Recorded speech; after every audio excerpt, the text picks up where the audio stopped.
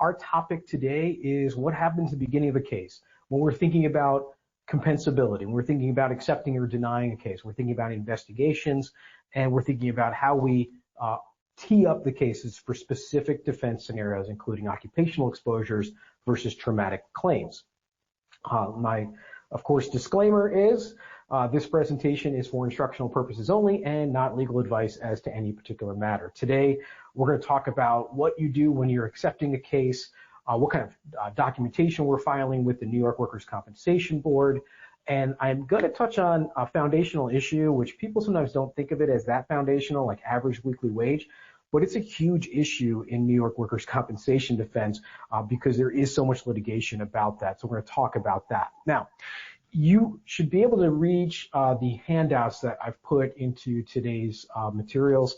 I know it's a lot of materials there, but as you go through that, that lesson book contains some exemplars that I'm going to be referring to throughout the presentation. We're going to look at the Form C-3, that's an employee claim form, a wage statement, a first report of injury, and a pre-hearing conference statement. All right, so before we dive into this presentation, a little bit about our overall litigation philosophy here. What are we doing? Why? What is our approach to defending New York workers' compensation cases? Well, your goal is to get in control of these cases. The entire system is designed so that employers and carriers are not in the driver's seat. So we think our job is to help you get back into control of these cases. There are things you can do as an employer to, for example, have a great return to work program. Cooperate, please, identify decision makers and identify stakeholders so that we can work together to get this case to closure as fast as possible. Part of my role here is to explain the system. I know that sounds strange, but New York's got such a unique and uniquely challenging system for employers and carriers that a big part of my job is just to explain, like, how does the system work and what are the biases of the people in the system. Of course, everything we should be doing for you is to reduce exposure, and we want to focus on case closure. So lots of ways to learn here. Thanks for attending the webinars. I'll remind everybody that there are handbooks for all the jurisdictions we practice in on our website. We also have a podcast that we release 3 times a month. And if you're interested in something next level, like 201 level, please consider my partner Christian's podcast. It's called Third Fridays. And the intention there is to have sort of an elevated discussion on some of these topics that affect us in this community. Also, you're invited. January 23rd through the 27th, I am running an 11-hour course spread out over 4 days. It's basically Tuesday, Wednesday, Thursday, Friday afternoons. It's 3 hours at a clip. And we are going through soup to nuts how to defend a New York workers' compensation case.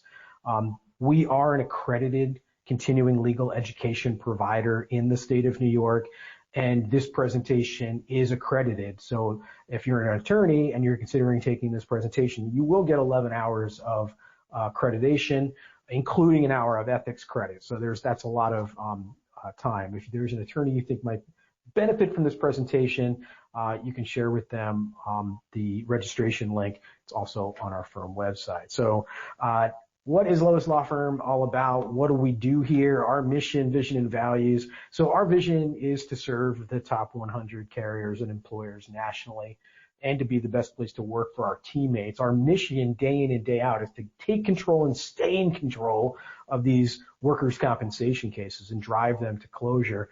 And how do you do that? We have over 50 attorneys here. We have well over 100 staff. How do we keep everybody aligned on that mission? And the answer is we are a values-based organization. Our first value is creativity. Every case that we defend for you, we want to defend it in a new way, a creative way, out of the box. We're going to try new things. We want to be your advocates, okay? We're here to win for you, not just to simply stop the bleeding. That's not enough of a mission.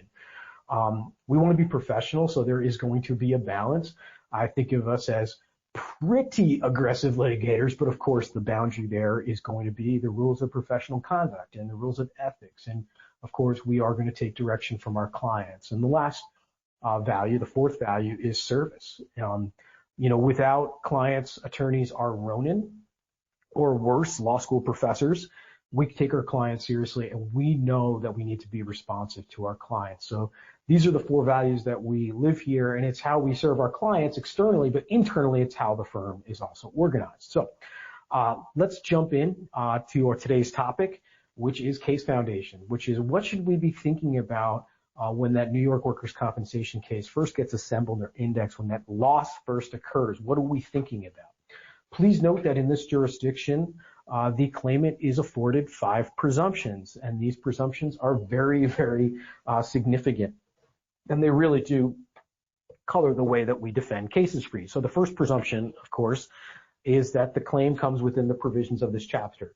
Just to put all this into plain English, what does that mean? It falls within the provisions of this chapter? Well, it simply means that, yes, this is a New York workers' compensation claim. In other words, so it's presumed, commensability is presumed. The second thing is that notice was given to the employer. And New York has a very interesting series of notice requirements. Does require written notice within 30 days or constructive knowledge later. That the injury, the third presumption, the injury was not occasioned by the willful intent of the employee to harm themselves, right? So this is not an intentional self-harm. Number 4, that the injury did not result solely from the intoxication of the injured employee while they were on duty. And does everybody see where the weasel lawyer word is in there? The word solely, right? So the claimant who falls off your scaffold, who's drunk as a skunk, their blood alcohol content is a 4, simply has to say, well, yeah, Judge, I was really drunk that day I was working up there on that scaffold, but it was the alcohol impairment combined with also I was really tired because I didn't sleep well the night before. So now the injury is not solely occasioned by the intoxication, and now that would be a compensable case. And the 5th presumption, and this is an important presumption in this jurisdiction, and this 5th presumption is that, anything written in a medical report is presumed to be prima facie evidence of the matter contained within. In other words, hearsay does not apply to stuff that's inside medical records. Okay, so that's that 5th presumption. Now, to dive into this topic, we're going to talk about a made-up case I have, and that's what's included in your materials today, which is just a copy of an employee claim form. We made this up, and we made up a story, and we made up a guy's name, and his name is Drake Fontrain. And Drake Fontrain says that while taking the Rubbermaid garbage can to the compactor at the back of the truck, I strained my left shoulder, and the garbage can tore and pierced my left bicep. Okay, so when you're confronted with these employee claims, they should be on a claim form. We do argue and litigate, actually, that the claimant has to complete the claim form. And the reason for that is they actually have to sign these documents. And they're useful documents because the employee claim form requires the claimant to state if they've ever had prior injuries to the same body part before. So very important thing in terms of our overall investigation. So now our decision points are going to be, do we accept or deny this, dispute this claim? Is the claimant losing time? Do we have to pay wage replacement? And what happens if there's no supporting medical? In other words, the claimant has simply disappeared from your work site and you're stuck with trying to defend a case in that kind of posture. Well, it happens a lot, and it happens so much. In the past, we used to say, well, you don't pay them until they produce some medical. You have an out-of-work note or something. But the rules have changed. And Section 300.22 of the New York Code states that we do have to make payments, even when there is no medical provided to you, within 18 days of the disability or 10 days after you have knowledge of the disability. So this really applies to the claimant who has simply disappeared from your workplace, and you think it could be workers' comp, but you don't know. Or they claim, I got injured and I can't come to work and I have a doctor's note, but then they don't produce that doctor's note, okay? And unfortunately, this puts us in a bad position where you could be penalized, and the penalty could be $300 plus any payment that would apply to a late payment, which is 20% of any late payment. And so this really puts employers and carriers at a disadvantage in this jurisdiction because the person can simply disappear from the workplace. They get a call from the supervisor a few days later, says, hey, where are you? You haven't showed up. They go, oh, I got hurt last time I was on the workplace. And this puts the employer in the position of, well, under the payer compliance rules, I have to just start paying them, and they have this opportunity to produce medical within the first 30 days. So what we do, and the way the workaround typically is, we'll pay them at the mild rate. And the mild rate up until this week was only $150 a week. That's the minimum rate of compensation was $150. So you pay them at this minimum rate. Now, unfortunately, the minimum rate in New York as of January 1st, 2024, just went up to $275 a week, which means now paying them at the minimum rates actually within 2 weeks will far exceed the penalty that you could get for raising a late controversy. So again, that would be a decision point for you as the employer or carrier to consider. But be mindful of this 1810 rule, this payer compliance rules that are currently in place. Now, accepted or deny the case, right? So now you received these lost facts. You might be paying this person irrespective of whether they have medical, but really you've got to be thoughtful about, hey, do I want to accept or deny this case? Now, statistically, 85% of all cases are accepted. So, 10 to 15% are going to be disputed. And the reason that I throw out that statistic is just because if you're out there and you're thinking to yourself, wait a second, I dispute a higher percentage of my cases than that, okay, there might be a reason why. You might have a problem employee population, particularly the low wage population. There might be a seasonality to your employment. All those types of things might come into play as to why you would accept or deny some of these cases. But there is entitlement to wage continuation if lost time exceeds the waiting period. The waiting period in New York is 7 days. Once lost time has exceeded 15 days, then you go back in and you fill in that first 2 weeks. That first 7 days. Now, this is subject to maximums and minimums, and those change every year. The minimum just went up for the first time since 2013. It is now $275 a week. What else happens when the case is accepted? Well, hopefully medical treatment, if it hasn't already begun, begins. Hopefully the person is accepting and seeking medical care. Now, not sure what to do? Well, we have an intake procedure here at LOIS to help you with that. We will do triage on your cases. So our clients are trained. We have an intake email. It is newfile@loisllc.com. Send your information to us. We'll do a quick conflict check. And then generally, we'll send you a compensability decision and advice. And again, this is legal advice the same day. This is whether or not we open a file for you. We are willing to give you this compensability determination after we've done a quick conflict check. It should only take a few minutes.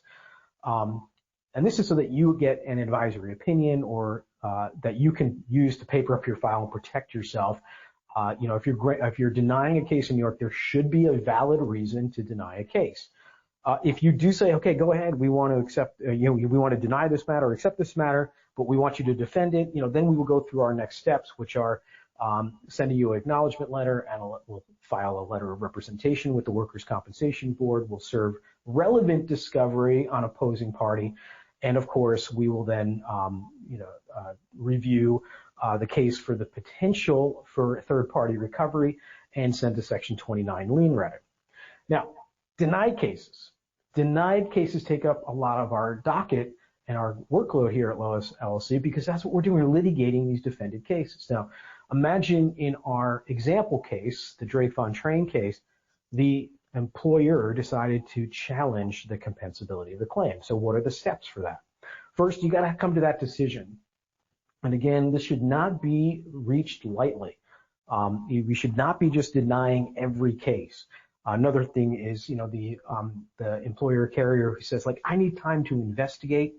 What should I do? Well, generally speaking, hopefully you're doing a great investigation at the time of the loss. But if not, if you didn't have that opportunity, dispute or deny or challenge or controvert the case. All those words mean the same thing, by the way. And then do your investigation while that denial is pending. That's okay. Also, please note, you can always withdraw a denial. That's not a challenge in this jurisdiction at all. In fact, even when you go to a pre-hearing conference, even when there's been some litigation in the case, withdrawing a denial because your investigation has revealed additional information is always a valid reason to do that. So that's okay. There should be no penalty for that. What happens next is that the carrier or your third-party administrator files a FROI or SHROI, a first report of injury or subsequent report of injury 04 with denial codes affixed to it. Now, this is an important moment in the case, and unfortunately, according to the court rules, I can't do this for you, right? An attorney is not allowed to file a first report of injury of any type, whether it's an O1 or an OO accepting the case, or a subsequent report of injury. We're not allowed to file this for you. So it has to be done by either the carrier or your TPA. And that has to contain these correct denial codes, and those denial codes will then allow the court to set up the case as a controverted or disputed case, and will set up the case for a pre-hearing conference if the claimant obtains medical. Now, our best practice on this, and this is the best practice in the entire state, is file that pre-hearing conference statement, which is required under the rules, the same time you're filing your denial, or as soon thereafter as you possibly can. And the reason for that is, even if you have not completed your investigation, it is imperative that a pre-hearing conference statement be filed to present and preserve defenses that you're going to raise in this case. And there is a potential, and we'll talk about it in the next slide, of failing to raise a defense is waiver of that defense. So you want to be very proactive about this. Also, best practice is that you can always amend your denial statements and your pre-hearing conference statements as additional information develops. So that's something important.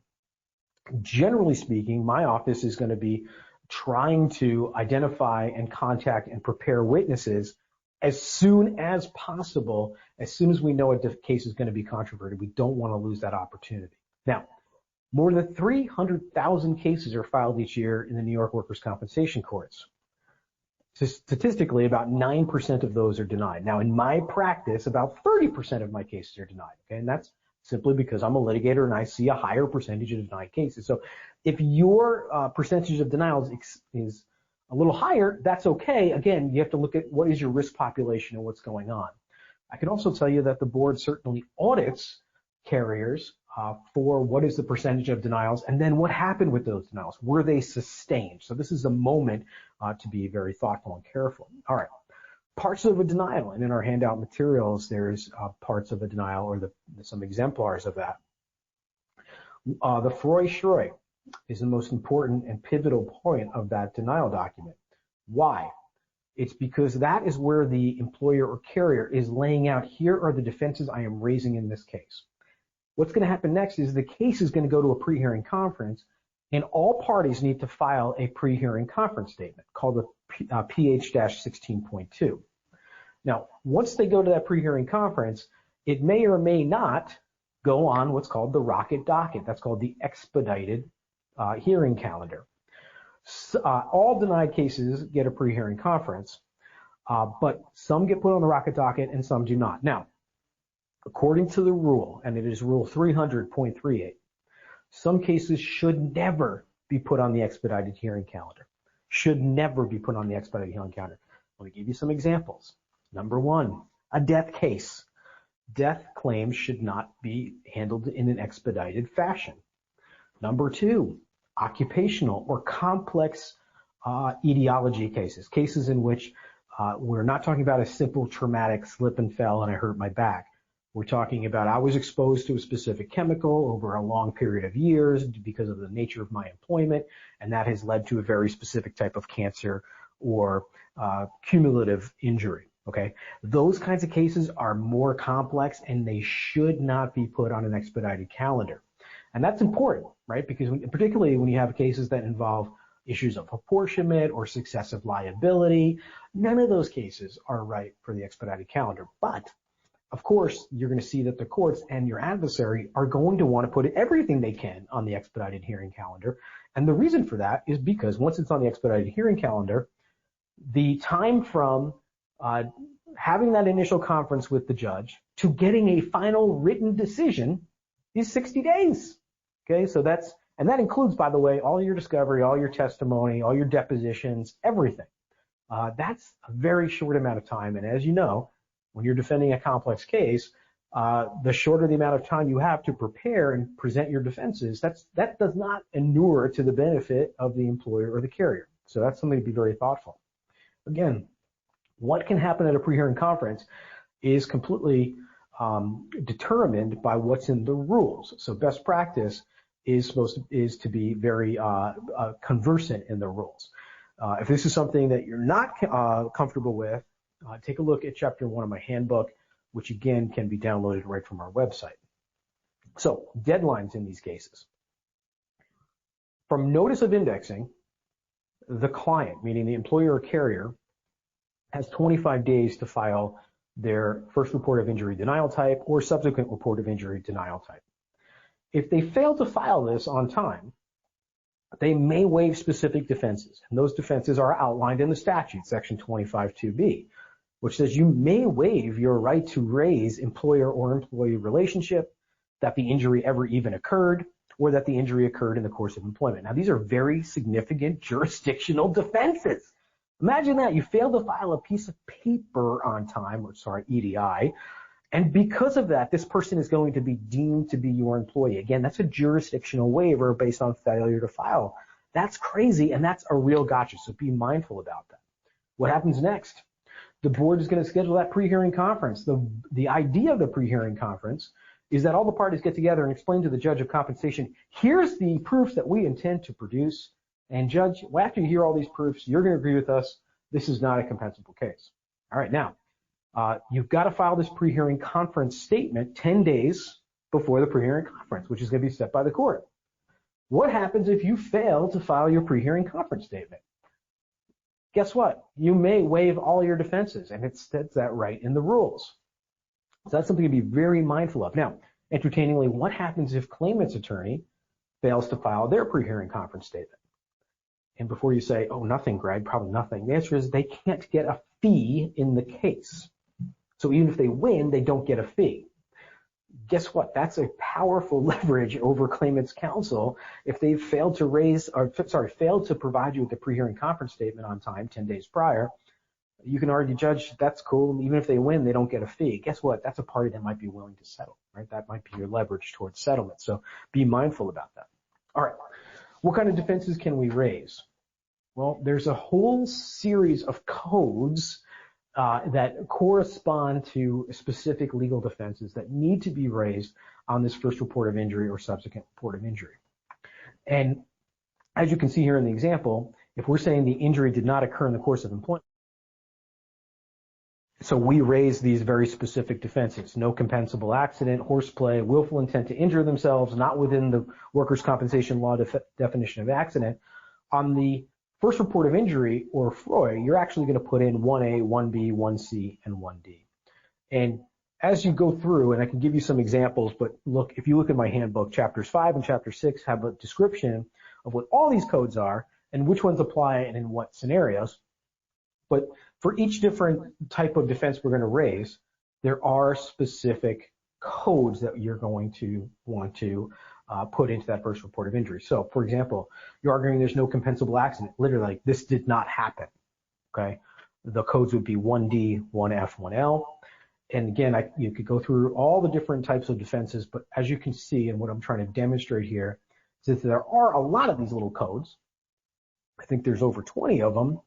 And they all have a corresponding specific legal defense that you are raising, okay? Now, for most clients, they are able to complete their first report of injuries or subsequent report of injury denial types and put in the correct codes, okay? That's something that they're typically able to do, but a lot of them want to run it by us and have a lawyer sign off on, hey, did I raise all the correct defenses, okay?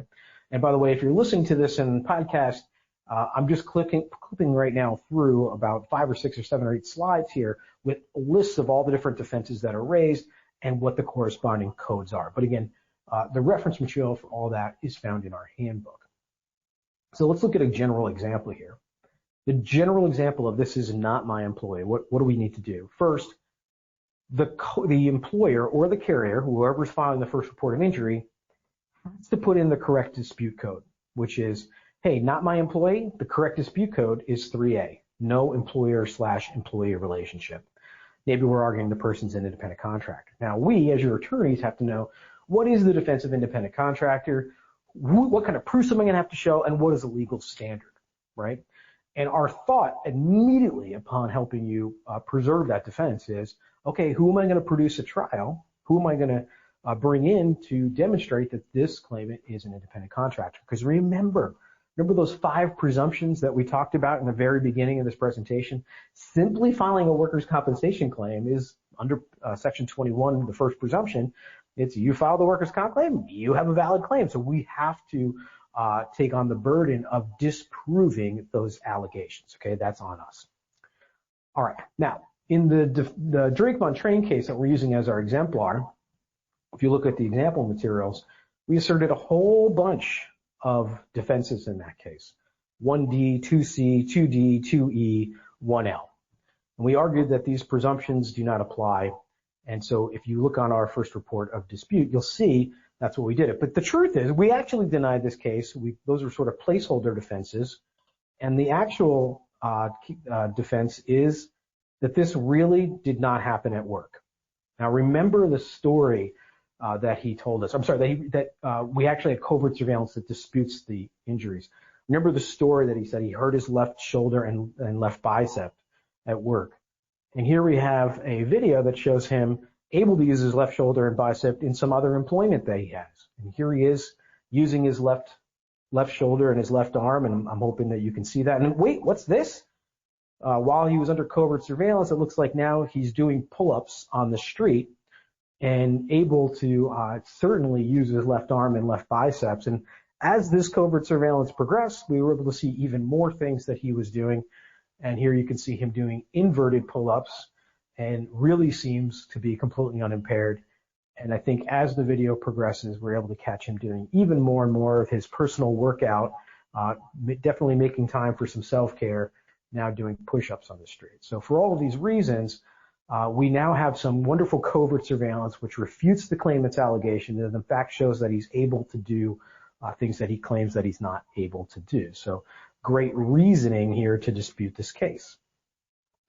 So how do we advocate for this at trial? And again, remember, we're thinking about the context of here's the foundation of this case and it's been brought forward, and how do we topple it and what are the procedures in place? We're disputing that the injuries are even work-related, right? Really because we don't think they exist, okay? And our goal here is to present evidence of fraud and to raise fraud at the pre-hearing conference. In our action here, what we would do is prepare to present these proofs at trial. We would have to inform the court in advance that we would be presenting some surveillance video and an investigator. Now, in this jurisdiction, we do not have to reveal or provide copies of the surveillance until after the claimant testifies. So the order of proofs here would be that the claimant would testify first, and then we'd be able to confront them with these videos, and he'd either be able to explain it away or not. And then we would have an opportunity for the judge to make a decision on whether or not these matters should be compensable or not. COVID cases, just a reminder, if they are specific class of claims, there is no presumption in New York that these are compensable. The board has applied its own standard, which they call prevalence. There is, we've taken this issue to the appellate division, and the appellate division has not clarified the prevalence standard. They've made some procedural decisions that didn't change the correct standard. And we continue to recommend disputing and litigating most COVID-19 cases. So our COVID guidance has never changed. All right, let's talk about a different class of claims now. Let's talk about occupational exposure claims. What is occupational disease? Well, in the original statute, as it was written 100 years ago, they listed out all the potential occupational diseases, and silicosis, and asbestosis, and miner's lung, and all sorts of conditions and concerns with very specific etiologies. Well, that's been changed, and now Section 3 just says any and all diseases, meaning anything can be an occupational disease. What kind of typical exposure claims do we see? Well, you're going to see a lot of hearing loss cases, respiratory inhalation injuries, orthopedic repetitive use injuries or cumulative injuries, and of course your carpal and tubular tendons, those types of things. Now there is a limit on these. So even where the claimant is able to produce medical documents which says that the conditions of the employment cause the alleged occupational condition, they have to also demonstrate something unique to the employment, something unique or specific to the employment that is causing the condition. And so the burden is on the claimant to demonstrate that there's something peculiar, distinct, or unique. There's also a time limitation on occupational exposure claims in that the claimant must bring these claims within 2 years of the date they knew or should have known that disease was due to the nature of the employment. So this essentially means the statute of limitations begins whenever the claimant says it does.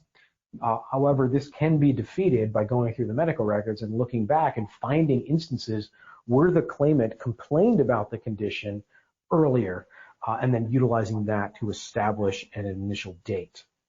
So when you're thinking about whether or not an occupational exposure claim is likely to be compensable or not, the things that you're going to look for is some kind of unique or distinct risk associated with a specific employment and something that's not shared with the general population. And so this is the reason why, for example, exposures to heat or cold is not considered an occupational risk. Everyone in life is exposed to heat and cold, okay? Other things like walking, standing, going up and down stairs. Everyone has to walk. Everyone has to stand. Everyone has to sit. None of those things are peculiar or distinct. Other things, even things like sunburn, right? A sunburn would not be compensable because even though you're a lifeguard, just about everyone's exposed to the sun. So that really, there's nothing specific, unique, or peculiar that exposes you to this one sun that nobody else is exposed to. And by the way, this is also the reasoning as to why a COVID-19 claim would not be compensable, right? If it's truly a pandemic and everyone's going to be exposed to it, that's the challenge as to why these conditions should not be compensable, right? Now, not likely to be compensable are things like can't point to anything specific in the employment, nothing that is closely related, there's nothing distinct or brought untimely. Now, New York also has this other concept, which is date of disablement concept.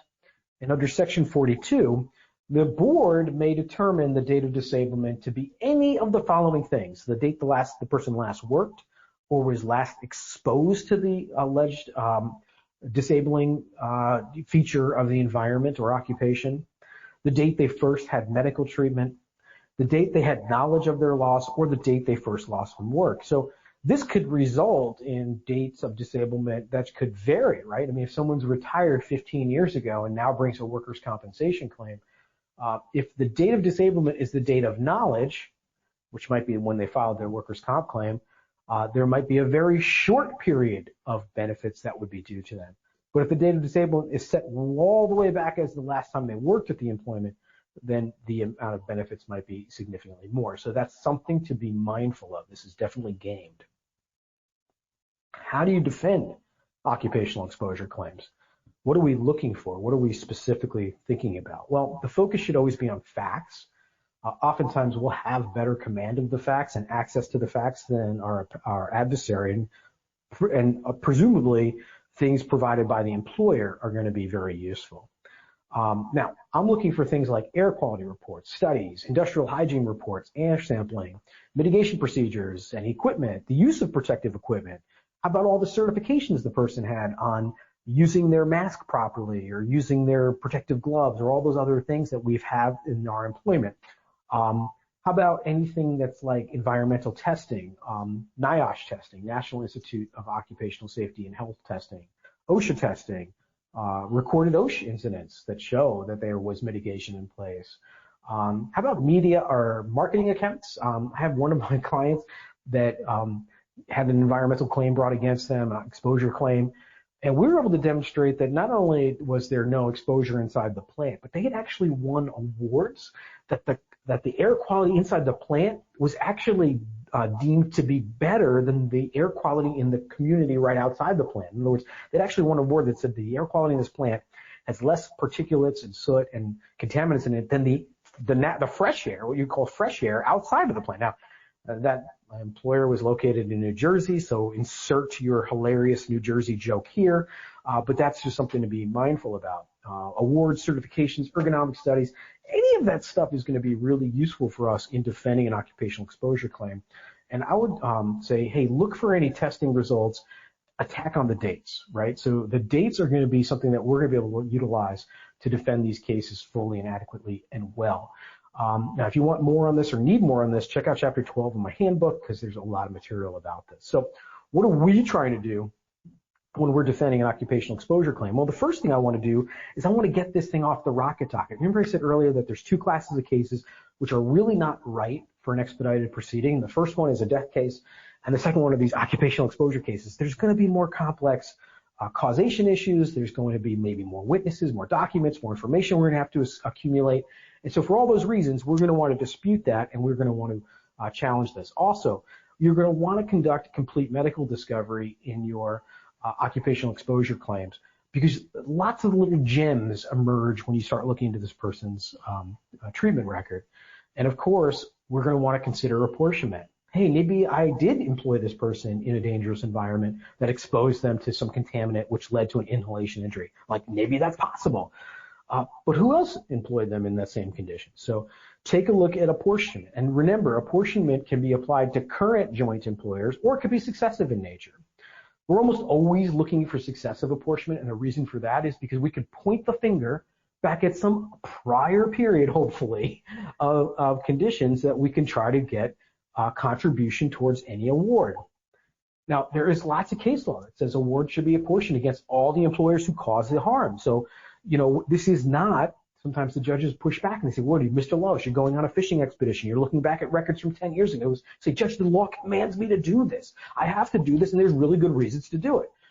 Now, if there's only one employment, obviously apportionment's not going to apply. But where there is all of the exposure during one period of employment and then the culmination or the manifestation of the condition in a later employment, well, it's going to be extremely useful for us to do the investigation into this. Also, be mindful about successive accidents or injuries, because apportionment does not simply apply to occupational exposure claims. There could be cases in which the claimant had specific traumatic losses and those contributed to their overall disability. Now, I'll tell you that apportionment can be made any way the judge sees fit and based on the medicals in the case. But I would argue that every practitioner should be familiar with Section 44, which is really the section which talks about how occupational disease, and particularly things like loss of hearing, are going to be established. So those are the things you want to be thinking about when you're considering, hey, what should I raise in my defense and how am I going to reduce this exposure? All right, let's move on to my last topic, which is my favorite topic because it seems like, oh, Greg, average weekly wage, this is so boring. This is so easy, right? Whoa, this can have a huge impact on your case. Average weekly wage is going to determine the benefit rates that the claimant is entitled to. So the typical weekly benefit is 2/3 times the average weekly wage, and then reduced by the percentage of actual disability. Simple enough. Okay, that's going to get to how much weekly benefit the person receives. And even though this seems quite simple, and what I've just told you, hey, just take 2/3 of the average weekly wage and multiply that by the percentage of disability. And oh, by the way, there's maximums and minimums. Okay, it's simple, right? Well, it's not. I wish it was that simple, and it's not, unfortunately. And that's because New York has multiple ways that wages can be calculated. And sometimes we're using sources to calculate those wages which are better or worse than other sources. So New York helpfully has, because everyone knows the New York Workers' Comp Board loves forms, and they have a specific form for recording wages. It's called the C-240 wage statement. And on this document, the employer is supposed to put down the total earnings, the length of time the person has been employed, and the typical work week for that employee. And there's an exemplar in your handout materials today. Now, the C-240 wage statement, that's a great source of information. I like the C-240 wage statement. Another thing I like is employer payroll records or similar worker records, where the person has a lengthy period of employment, or the dispute is how much they were paid in our year of employment, right? Think about a successive occupational exposure claim. I'm going to go and get a SS-7050 released from the claimant and obtain a Social Security earnings statement. So that's how I can go back in time. Now, bad sources of wage information are going to be basically anything provided to me by the employee, particularly employee pay stubs. I've seen everything because I've been at this for over 20 years. Cash tips, all of a sudden this person was receiving all these cash tips that they never reported. So cash tips that have not been reported and you haven't paid taxes on, those don't count. And tax returns, because you have the opportunity to write anything you want on the tax return. And if you overstate your income, the federal government does not get angry at you, and in fact gives you time up to 3 years to go back and correct your prior returns. So you could claim that you made $1 million this year, and the government's very happy to hear that because they can get their taxes on that. But then you have up to 3 years to go back and change that back to whatever the correct wages was. So do not ever use a tax return to determine someone's wages. So the law approves of multiple ways of calculating someone's average weekly wages. The first is we can just simply take the amount they actually were paid and divide it by the length of time they actually worked for us and use that. I call this the straight division method, right? Because you're just using division. You learn it in 3rd grade and it still applies and it still works.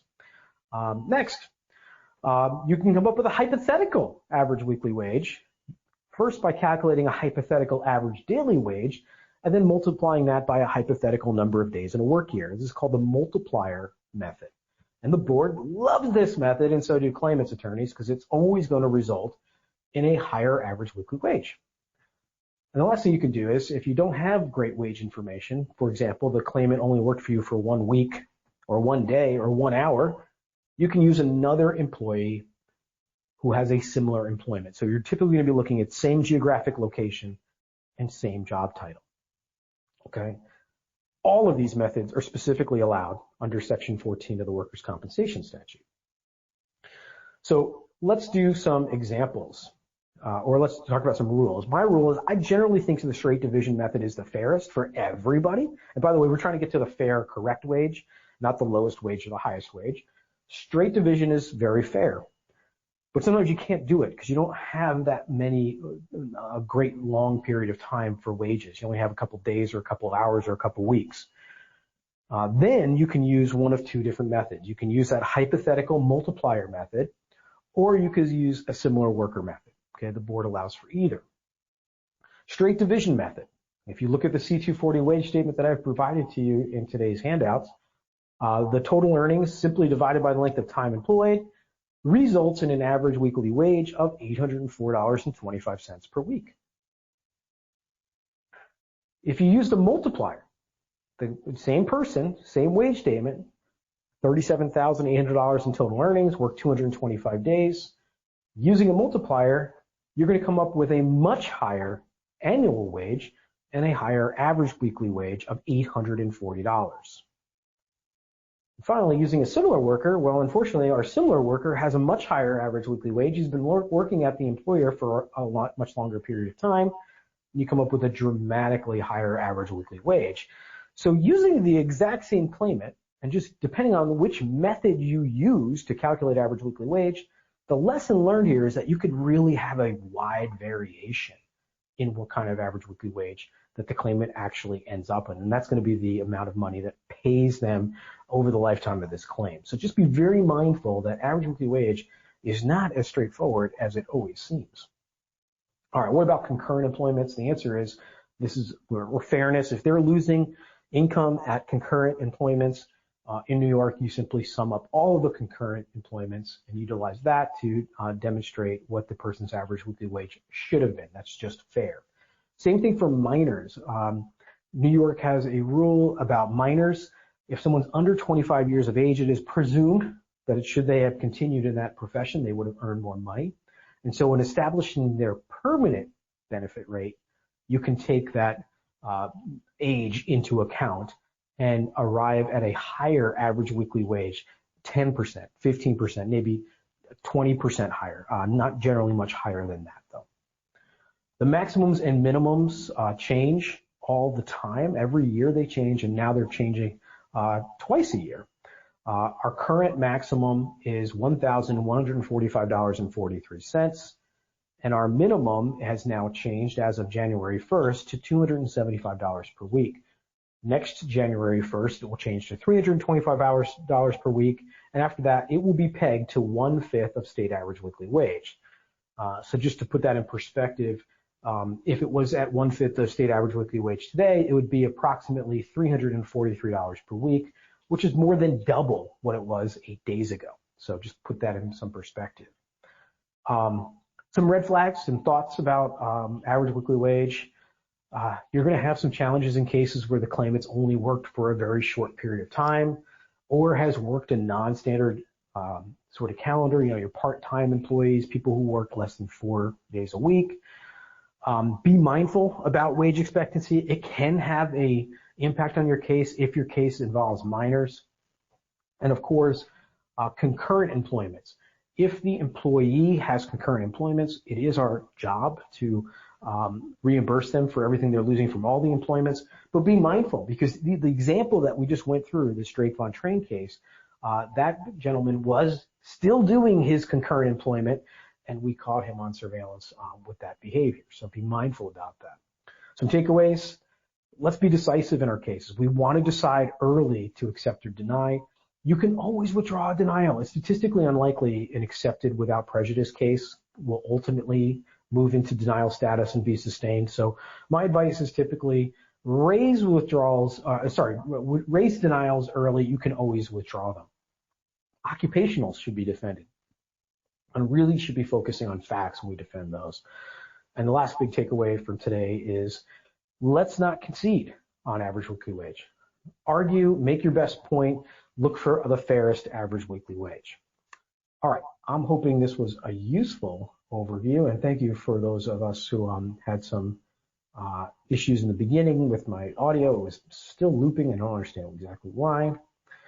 Okay, I'm coming in through here, and I see, okay, someone says, okay, there was a slight echo, but not so bad.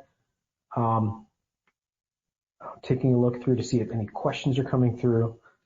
Does anyone have any questions? You can type them in now, and while you do that, okay, Tara says, Greg, is the January 23rd webinar virtual? Yeah, it could be. So that code that I put up on the screen, and Tara, I can email to you after this as well, enables you to attend via GoToWebinar. But if you want to come to our office, we are running it in our New Jersey headquarters, and you're welcome to join us there. So you're absolutely welcome to come in person. We do have a number of clients coming in person to that seminar and it's 4 days, and it covers all of these topics. Other things to learn: join our email newsletter. You can find it on our website, podcasts on our website, and you can subscribe to them. And I always encourage people to check out Christian Seenson's podcast. It's called Third Fridays. It really is the next level of what we're doing. If you don't mind, I would love to receive a evaluation as to how this seminar or this webinar went. You can see this year we've got a slightly different format for our webinars, and we are trying to make them as useful as possible for attendees. So if you take a moment to fill out the post-instruction evaluation form, really appreciate getting your feedback about that, and any comments that you have are always welcome. All right, I hope everybody has their new year off to a great start. We're off to a great start in this webinar. Well, a lot of attendees jumping in today, so thanks for joining us. It's been a pleasure speaking to you today, and I hope everybody has a great rest of your week.